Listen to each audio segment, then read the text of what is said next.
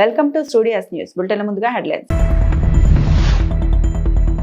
2035 నాటికి వలస మనస్తత్వాన్ని పూర్తిగా తొలగిద్దాం.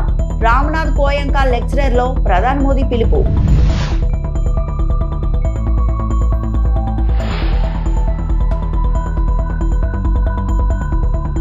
డిసెంబర్ 30 నుంచి 10 రోజుల పాటు వైకుంఠ ద్వార దర్శనాలు. TTD chairman B R Naidu.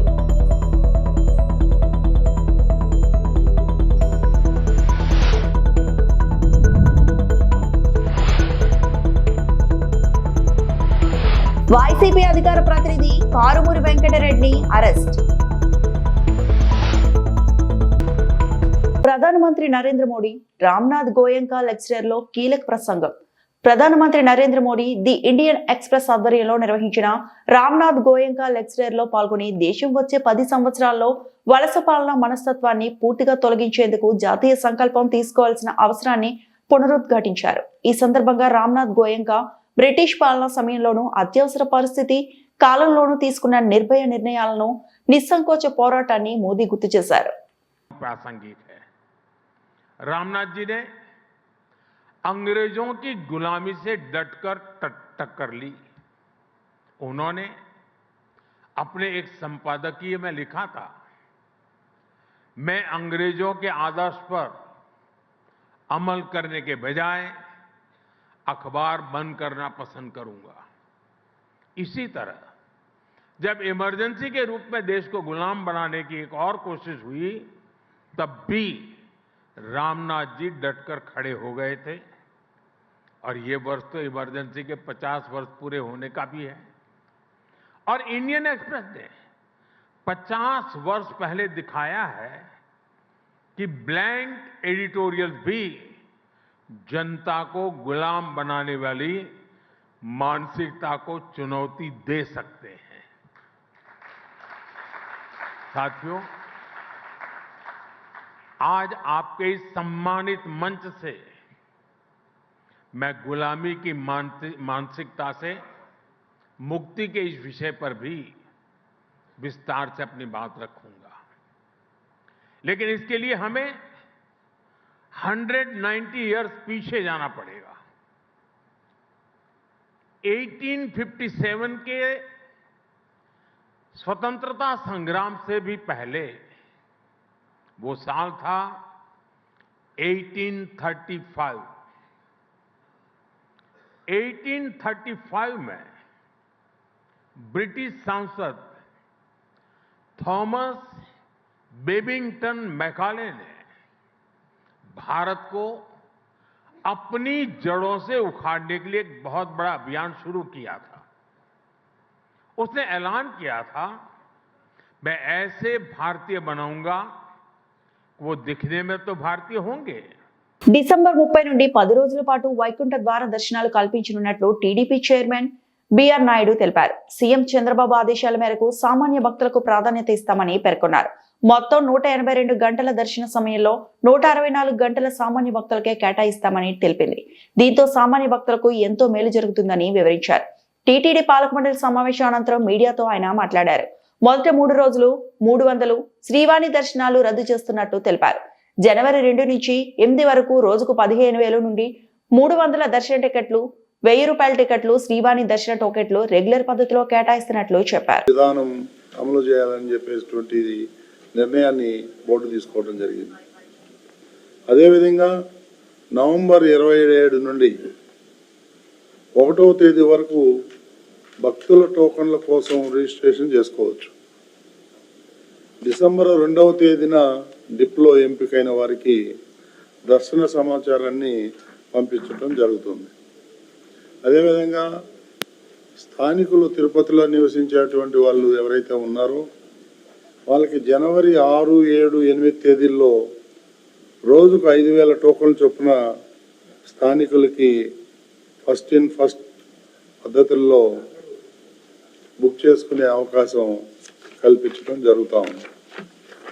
So ఇవన్నీ కూడా మీకు ఇంకేమన్నా డీటెయిల్ ఇవన్నీ కూడా కావాలంటే మేము దీన్ని ఒక నోట్ లాగా తయారు చేసి మీడియాకి ఇవ్వటం జరుగుతుంది. అది అడిషనల్ ఈవో గారు మీకు అందజేస్తారు. ఈ నెల 27వ తారీఖున శ్రీ వెంకటేశ్వర స్వామి ఆలయంలో రెండో ప్రాకారం నిర్మాణానికి భూమి పూజ రాష్ట్ర ముఖ్యమంత్రి వర్యులు శ్రీ నారా చంద్రబాబు నాయుడు గారి ద్వారా అమరావతిలో అక్కడ మళ్ళీ ప్రారంభించడం జరుగుతుంది. ఫౌండేషన్ వేస్తున్నారు. దానికి కూడా ఈ సమాచారాన్ని కూడా భక్తులందరికీ చేరవేయాలని చెప్పేసి నిర్ణయాన్ని తీసుకున్నాం. ఇకపోతే ఇది పరకామణి కేసు ఏదైతే ఉందో అది ఎన్నో రకాలుగా వెళ్తుంది. ఈ భక్తుల మనోభావాలను దృష్టిలో ఉంచుకొని పరకామణి కేసును నిష్పక్షపాతంగా విచారణ చేసి బాధ్యులపై చర్యలు తీసుకోవాలని ప్రభుత్వానికి నివేదించాలని ఈ బోర్డు నిర్ణయించారు.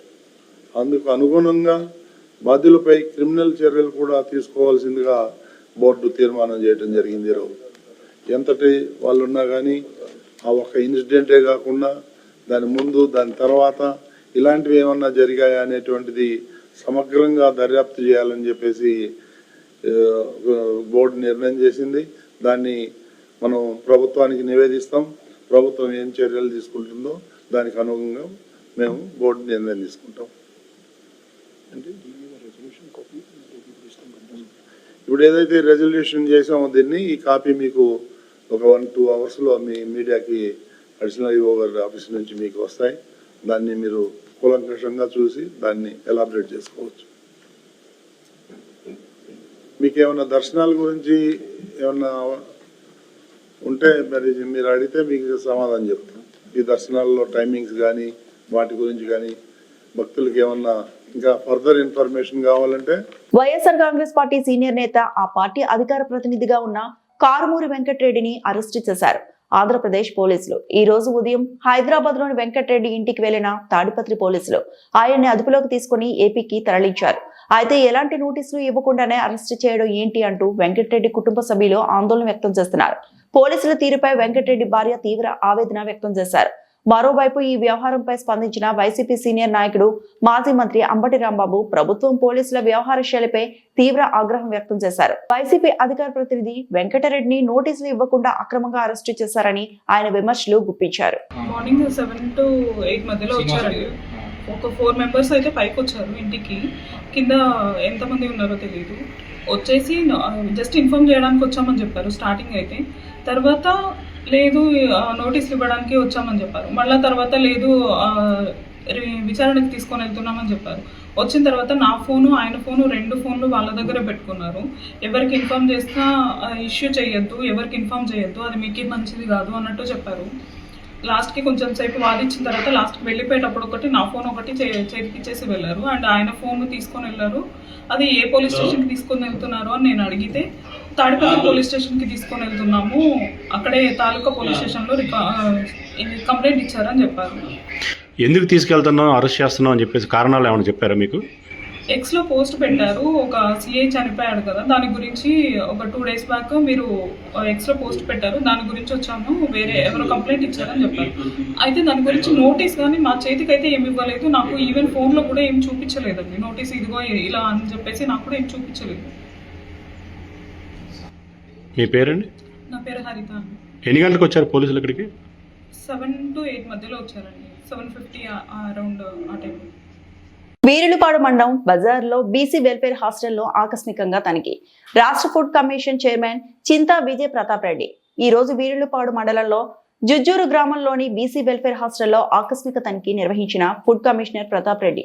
హాస్టల్లో ప్రస్తుతం 48 మంది విద్యార్థులు నివసిస్తున్నారు. హాస్టల్లో కల్పిస్తున్న వసతులు చాలా బాగున్నాయని, ఏర్పాట్లపై విద్యార్థులు సంతృప్తి వ్యక్తం చేశారని చైర్మన్ విజయ్ ప్రతాప్ రెడ్డి తెలిపారు. హాస్టల్లో అందిస్తున్న ఆహారం గురించి విద్యార్థులను అడిగి తెలుసుకున్నారు. ఈ సందర్భంగా విద్యార్థులు జీరా రైస్ కు బదులుగా ఎగ్ ఫ్రైడ్ రైస్ ఇవ్వాలని కోరారు. హాస్టల్ వార్డెన్ పివి రామరాజుతో చైర్మన్ మాట్లాడుతూ పిల్లలకు ఇదే విధంగా మంచి నాణ్యమైన ఆహారం అందించాలని సూచించారు. భోజనం నాణ్యతపై రాబోయే 16 నెలల పాటు తనిఖీలు నిరంతరంగా కొనసాగుతాయని విజయ్ ప్రతాప్ రెడ్డి ఈ సందర్భంగా స్పష్టం చేశారు. ఈ 65 గ్రాముల ఒక పిల్లలకి 35 గ్రాముల ఒక పిల్లలకి ఇవ్వడం అనేది మనకి 2 పిల్లలు వాడు చిన్నది ఒక పెద్దది వాళ్ళు ఒప్పుకోరు, ఇంట్లో కొట్టాడతారు. నాకు నీకు సన్నది పెట్టినా అట్లా మనకి ఏంటంటే అట్లా సిచ్యువేషన్. అప్పుడు మనము నేనండి మీ Vijaya Pratap Reddy, AP state food commission chairman. ఈరోజు మన జుజ్జూరు వీరులపాడు మండలానికి సంబంధించిన ఒక బీసీ ప్రీ మెట్రిక్ స్కూల్, అంటే ఇక్కడ చదువుకొని ఇక్కడ నివసిస్తూ పక్కన స్కూల్లో చదువుకుంటారు అన్నమాట. ఇక్కడ ఉండే ఈ పిల్లల హాస్టల్కి రావడం జరిగింది. బాగున్నాయి ఇక్కడ అన్ని వసతులు, పిల్లలు చాలా హ్యాపీగా ఫీల్ అవుతూ ఉన్నారు. అన్ని విధాల ఇక్కడ ఉండే వార్డర్స్ అయితేనేంటి, బీసీ సంబంధించిన అధికారులందరూ కూడా మంచిగా వాళ్ళకు అన్ని అందిస్తూ ఉన్నారు. We are feel proud and happy also. అది ముఖ్యంగా చిన్నపిల్లలండి, వీళ్ళకు సక్రమంగా మెనూ ప్రకారం ఇవ్వాలా, మెనూ డివైడ్ కాకుండా అనేది ముఖ్య ఉద్దేశం. ఇక్కడే స్కూల్ ఉంది, పక్కన ఇక్కడ మిడ్ డే మీల్స్ ఇస్తారు. స్కూల్ కూడా దాదాపు 302 మంది పిల్లలు ఉండే స్కూలు. ఇక్కడ 48 మంది బీసీ ప్రీ మెట్రిక్ హాస్టల్లో పిల్లలు నివాసం ఉన్నారు. ఇక్కడ వాళ్ళందరూ కూడా హ్యాపీగా ఉన్నారు. కొంచెం చిన్న ప్రాబ్లమ్స్ ఉన్నాయి. మంచినీళ్ళు ప్యూరిఫైడ్ వాటర్ లేకపోవడం. ఇట్లా మేము ఎవరైనా గ్రామస్తులు చిన్నది ఒక 10,000-15,000కు ప్యూరిఫైడ్స్ వస్తాయి. అలాంటివి చిన్న ప్లే ఐటమ్స్ అడుగుతూ ఉన్నారు. అలాంటివి కూడా ప్రభుత్వం వాళ్ళకందరికీ కూడా సహకరించి అరేంజ్ చేసేదానికి మేము తోడ్పాటును అందిస్తాం. అలాగే ICDS integrated child development service, anganwadi వ్యవస్థ మరియు రేషన్ బియ్యము, మిడ్ డే మీల్స్, ఇవన్నీ చూస్తుందండి ఏపీ స్టేట్ ఫుడ్ కమిషన్. వీటన్నిటిలో కూడా సక్రమంగా జరగాలి, ఎక్కడ తప్పులు జరగకూడదు, ఎక్కడ అధికారులు కక్కుర్తి పడకూడదు, ఎక్కడ కూడా వాళ్ళకి న్యాయంగా వాళ్ళ కడుపు నిండేటట్టుగా వాళ్ళకి అన్ని అందించాలని చెప్పేసి నేను ఈ సందర్భంగా తెలియజేస్తా ఉన్నాను. ఏపీ స్టేట్ ఫుడ్ కమిషన్కు ఒక వాట్సాప్ నెంబర్ ఉందండి, 9490551117. ఈ నెంబర్కు ఏదైనా వీడియోల రూపంలో ఆ తల్లిదండ్రులతో మాట్లాడించి, ప్లస్ ఆ గ్రామస్తుల్లో ఉండే యువత కానీ ఎవరైనా సరే ఇన్సెట్ తీసుకొని ఇలాంటి ఏమైనా కొన్ని మాకు దానికి వస్తే కనుక మేము ఎక్కడున్నా కానీ, ఏపీ స్టేట్లో ఎక్కడ తిరుగుతూ ఉన్నా కానీ దాని మీద అధికారులను పంపించి చర్యలు తీసుకుంటాం. ఏదైనా సింపుల్గా రిటర్న్లో కంప్లైంట్ పెడితే మాకు సరైన సాక్ష్యాధారాలు ఉండవు, వీడియోలు కావాలి. కొన్ని సందర్భాల్లో చాలామంది అడుగుతారు కూడా, ఈ వీడియోలు మాకు ఎట్లా అలో చేస్తారు అని. అట్లా కాదు, అవసరం. ఇప్పుడు నాకు మొన్న ఒక వీడియో పెట్టారు, ఒక ఊరి గ్రామస్తులు ఆ యువజన సంఘం అని చెప్పి పెట్టారు. అంటే ఆ తల్లిదండ్రులతో మాట్లాడి పెట్టారు, ఇక్కడ ఉండే మీ అబ్బాయిలు పలానా దగ్గర చదువుతున్నారు కదా, ఎలా ఉంది, భోజనాలు బాగున్నాయా లేదా, ఇలాంటివన్నీ అడిగి వాళ్ళు బాగున్నాయంటే సంతోషం, బాగాలేదని మాకు చెప్తే మేము రెక్టిఫై చేస్తాం. మంచి పెట్టించేదానికి అందరం కూడా, ఈ ప్రభుత్వ యంత్రాంగం ఉండేది కూడా ఈ పేదలను కాపాడేదానికి, వాళ్ళకు సక్రమంగా అందించేదానికి. తిరుపతి జిల్లా ఏర్పేడు మండలంలో గుడిమల్ల ఆలయంలో కార్తీక మాసం 4వ సోమవారాన్ని పురస్కరించుకొని ప్రత్యేక పూజలు, అభిషేకం, మహా ఆరతి ఘనంగా నిర్వహించారు. స్వామివారి అభిషేకం అనంతరం భక్తులకు దర్శనం కల్పించారు. ఈవో రామచంద్రరెడ్డి మాట్లాడుతూ గుడిమల్ల ఆలయం యొక్క విశిష్టతను వివరించారు. ఉసిరి చెట్టు కింద పూజలు చేయడం ఆరోగ్య ప్రయోజనాలు కలిగిస్తుందని, భక్తుల్లో ఐక్యతను పెంపొందిస్తుందని చెప్పారు. చిన్న పెద్ద అంతా భక్తి శ్రద్ధలతో కార్యక్రమాల్లో పాల్గొన్నారు. అర్చకుల ఆధ్వర్యంలో ఉసిరి చెట్టు కింద దీప ప్రదర్శన, ప్రత్యేక పూజలు నిర్వహించగా ఆలయానికి వచ్చిన భక్తులందరికీ అన్నదాన ఏర్పాట్లు చేశారు. ఈ కార్యక్రమంలో అధికారులు, అర్చకులు, భక్తులు పెద్ద ఎత్తున పాల్గొన్నారు.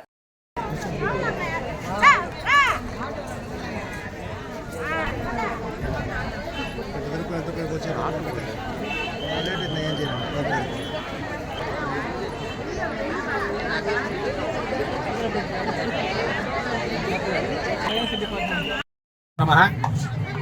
శ్రీ పరశురామేశ్వర స్వామివారి దేవస్థానం గుడిమల్లం భారతదేశంలోనే మొదటి శివాలయంగా పిలువబడినటువంటి శ్రీ ఆనందవల్లీదేవి సమేత పరశురామేశ్వర స్వామివారి దేవస్థానం గుడిమల్లం. కార్తీక మాసంలో భాగంగా ఈరోజు నాలుగవ సోమవారం.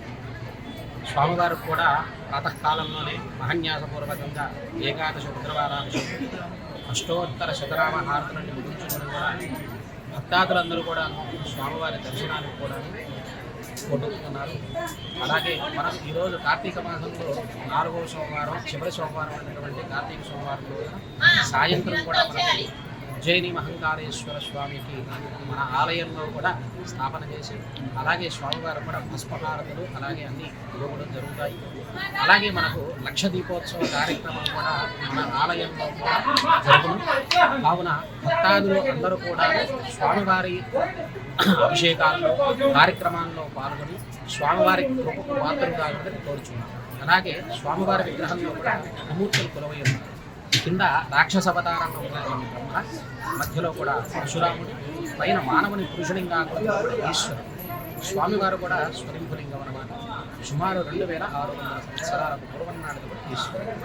దేవాలయాన్ని కూడా చోళరాజులు పల్లవరాజులు ఆ కాలంలో కూడా నిర్మించినటువంటి దేవాలయం. శివలింగం కూడా మనకు నవపాషాణ శివలింగం, 9 రకాల క్షమతార్థాలకు కూడిన శివలింగం అన్నమాట. ఈ ఆలయాన్ని చోళరాజులు నిర్మించడం వల్ల మనకు ఆలయంలోకి ప్రవేశం కూడా దక్షిణ ద్వారం నుంచి ప్రవేశం ఉండవన్నమాట. ఆలయం శివలింగం ఏ ఆకృతిలో ఉందో ఈ ఆలయం ఉండడం కూడా ఒక విశేషమైన 50 మంది భక్తాదులు అందరూ కూడా స్వామివారిని దర్శించుకొని స్వామివారి కృపకు పాత్రలు కాగలని కోరుచున్నాను. కార్తీక మాసం చివరి వారమైనటువంటి సోమవారంలో కూడా మనకు అశేష జనవాహినిగా కూడా భక్తులు కూడాను సుదూర ప్రాంతాల నుంచి పక్క రాష్ట్రాల నుంచి కానీ తమిళనాడు కానీ మన బెంగళూరు హైదరాబాద్ నుంచి ప్రతి పక్క రాష్ట్రాల నుంచి కూడా మనకు కూడా దర్శనం చేసుకోవడం కూడా మనకు జరుగుతోంది. అలాగే ఇక్కడ సుదూర ప్రాంతాలు పక్క విదేశాల నుంచి కూడా భక్తులు వచ్చి కూడా మన స్వామివారిని కూడా దర్శనం చేసుకోవడం కూడా జరుగుతుంది. కార్తీక మాసం ఇంకా ఈరోజు త్రయోదశి, ఇంకొక 2 రోజుల్లో కూడా కార్తీక మాసం మనకు ముగుస్తుంది. అలాగే కార్తీక చివరి మాసంలో ఇంకొక 2 రోజులు మిగిలి ఉండడంతో కూడా భక్తులందరూ కూడా వచ్చి స్వామివారిని కూడా దర్శనం చేసుకోవాల్సింది. తిరుమలలో ఎడతెరిపి లేకుండా వర్షం కురుస్తోంది. అల్పపీడన ప్రభావంతో వేకువజామున మొదలైన వర్షం నిరంతరంగా పడుతోంది. స్వామివారి దర్శనానికి లడ్డూ విక్రయశాలకు వెళ్లే భక్తులు వర్షం కారణంగా ఇబ్బందులు పడుతున్నారు. చలి తీవ్రత అధికంగా ఉండడంతో పిల్లలు వృద్ధులు వణికిపోతున్నారు. 2 ఘాట్ రోడ్డులో ప్రయాణించే భక్తులను విజిలెన్స్ అధికారులు అప్రమత్తం చేస్తున్నారు.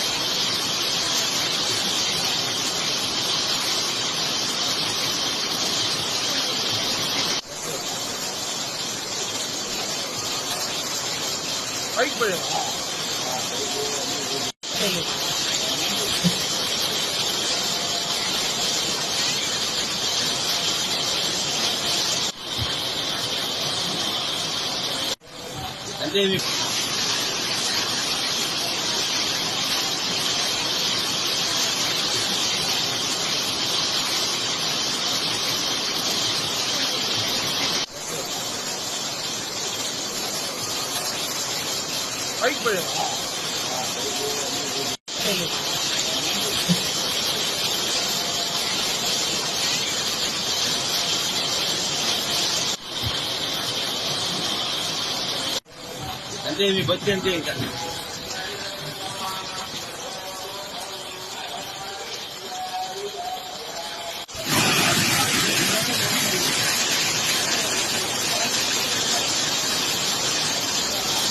చాట్రాయి మండలం కోటపాడు గ్రామంలో కార్తీక మాస మహోత్సవాల్లో భాగంగా సోమవారం ప్రత్యేక పూజలు అభిషేకాలు నిర్వహించారు.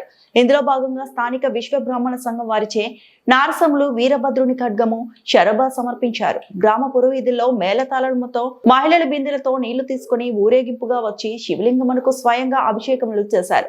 ఆలయ అర్చకులు గణేష్ ఆధ్వర్యంలో 18 రకాల ద్రవ్యాలతో అభిషేకం నిర్వహించారు. భక్తులకు ఆలయ కమిటీ వారి ఆధ్వర్యంలో తీర్థ ప్రసాదాలు అందజేశారు. ఏడుగొండలవాడ వెంకటరమణ గోవింద. జై శ్రీరామ్, జై శ్రీరామ్. రామభక్త హనుమాన్ కే, రామభక్త హనుమాన్ కే. ఓం నమ శివాయ, ఓం నమ శివాయ, ఓం నమ శివాయ. హర హర, హర హర.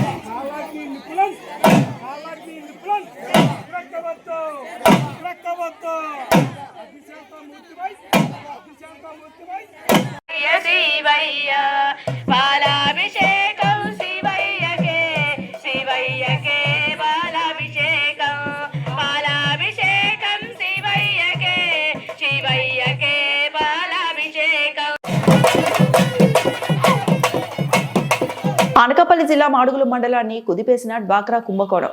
అమాయక గిరిజన మహిళలకు వివోఏలు అయిన రావాడ, కొండబాబు, దేవుడమ్మ భార్యాభర్తలు కుచ్చుటోపీ పెట్టారు. మండలంలో ఆవురవాడ పంచాయతీ పరిధిలో కొండవీధి, పెదశారాడ, సీతబంద, పెద్ద గోరిగడ్డ గ్రామాలతో సుమారు 10 గ్రామాల్లో 14 గ్రూపులపై శ్రీనిధి, ఉన్నతి, బ్యాంక్ లింక్, CF వంటి పథకాల్లో పేద గిరిజన మహిళల పేర్లను దుర్వినియోగం చేస్తూ వివోఏ రావాడ కొండబాబు దంపతులు మొత్తం 43 లక్షల లోన్లు తీసుకున్న విషయం వెలుగులోకి వచ్చింది. దీంతో మేము ఎక్కడా లోన్లు తీసుకోలేదు, మా చేత బలవంతంగా వేలుముద్రలు తీసుకున్నారని గిరిజన మహిళలు కన్నీటి పర్యంతమయ్యారు. తాము మోసపోయామని నెల రోజుల క్రితం పోలీసులకు ఫిర్యాదు చేసినా ఎటువంటి చర్యలు లేవని వాపోయారు. తమకు జరిగిన అన్యాయంపై సోమవారం నాడు జిల్లా కలెక్టర్ని కలిసి తమ గోడు వినిపించుకున్నారు. అనంతరం మాడుగుల మండల కేంద్రంలో వెలుగు ఆఫీస్ ముందు వారు పెద్ద ఎత్తున ధర్నా నిర్వహించారు. మమ్మల్ని మోసం చేసిన వారిని కఠినంగా శిక్షించి తమకు న్యాయం చేయాలని గలమెత్తారు. ఈ ఘటనపై స్పందించిన ఏపీఎం రమణీ కుమారి ఉన్నతాధికారుల దృష్టికి తీసుకెళ్లి బాధితులకు తగు న్యాయం చేస్తామని ఆమె హామీ ఇచ్చారు. వివోఏలు కొండబాబు, దేవుడమ్మను సస్పెండ్ చేసినట్లు రమణీ కుమారి ప్రకటించారు.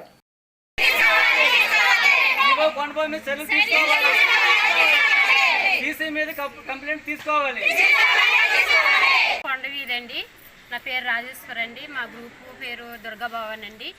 మా గ్రూప్ నుంచి ఉన్నత లోన్ తీసారని సంగతి మాకు తెలియదండి. ఎవరు తీశారు? రావణ కొండబాబు తీసారండి. ఏపీఎం మేడం గారు చెప్పే వరకు మాకు తెలియదండి.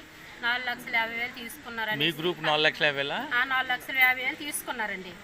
అది ఏపీఎం మేడం గారు మాకు చెప్పారు, మనం తీసుకోలేదు మరి అంటే మళ్ళీ కంప్లైంట్ మేము కలెక్టర్ ఆఫీస్కి వెళ్ళి ఇవ్వడం జరిగిందండి. మళ్ళీ ఇక్కడికి వచ్చి ఇక్కడ కంప్లైంట్ ఇద్దామనేసి వచ్చామండి. అది మరి వాళ్ళు మేము సంతకాలు కూడా పెట్టలేదు, మరి ఏ విధంగా తీసుకున్నారో అయితే మాకు తెలియదండి. రావణ కొండబాబు మీకైతే డబ్బులు ముట్టలేదు? మేమైతే ముట్టలేదండి, అసలు సంతకాలు కూడా మేము పెట్టలేదు. ఆయన ఎలా తీసుకున్నారనేది మాకు తెలియదండి. మీరు న్యాయం చేస్తారని మేము మనం మాది వసుంధర గ్రూప్ అండి. వసుంధర గ్రూప్కి 7,50,000 తీసుకోండి. శ్రీనిధి తీసుకోండి. తీసుకొని మాత్రం మాకు ఏది లేదండి. ఇప్పుడు మా బ్యాంక్ బుక్లు, మా ఉపాధి పని డబ్బులు, అమ్మకు వందనం, ఈ డబ్బులు ఏవి లేవండి. అన్నీ లాకేసాడు. పొదుపు బుక్కు, అప్పు బుక్కు, తీర్మానం బుక్కు, మా వాడకం బుక్లు కూడా అతని చేతులు ఉంచేసుకోండి. అతన్ని నమ్మినందుకు లాస్ట్కి ఎంత పని చేసాడు, ఎంత గొంతు కోసాడండి. మీ గ్రూప్లో ఎంత? ఎన్ని లక్షలు పోతాయి? 7,50,000 అండి. ఇప్పుడు మా ఆయన మాత్రం ఇలా ఇంట్లో మాత్రం ఉండలేదండి. ఊరికే పోయి పొమ్మని చెప్పిదండి. చచ్చిపోవాలో బతకాలో కొన తెలియలేదండి. తినేసింది అతను కన్నా వాళ్ళు తినకుండా ఇన్ని బాధలు పెడతానండి. ఏం చేస్తారో మీ అధికారులు అందరూ కలిసి న్యాయం చేయాలని కోరుకుంటున్నామండి. ఏం పేరు అతని పేరు? కొండబాబు అండి. రావణ కొండబాబు అండి. అంటే మీ పేరు చెప్పి లోన్ తీస్తాడా? మా పేరు చెప్పి లోన్ తీసాడండి. మరి ఏపీ మేడం చర్యలు ఏపీఎం మేడం వీళ్ళందరూ వచ్చి చెప్తేనే మాకు తెలిసిందండి. ఇంత డబ్బు తిన్నాడని, లేకపోతే మాకు ఏది కొన్ని తెలియదండి. ఈ వార్తలు ఇంతటితో సమాప్తం.